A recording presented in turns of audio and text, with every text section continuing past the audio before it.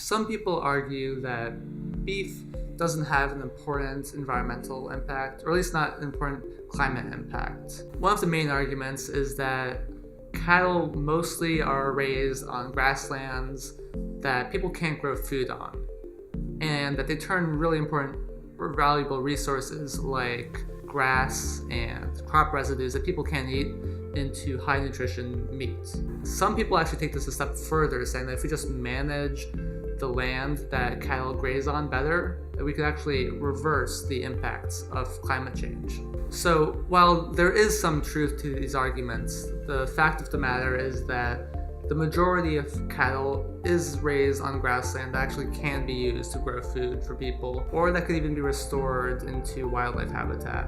And when it comes to climate change, regardless of how we raise cattle, they do have a large carbon footprint.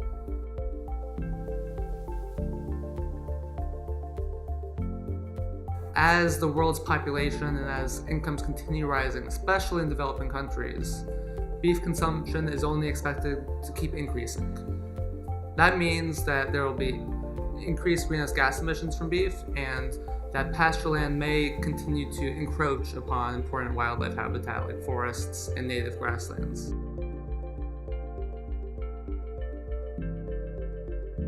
Calls to reduce meat consumption, whether they're focused on vegetarianism or simply eating a little bit less meat, are important and they can be effective, but they're not sufficient in themselves.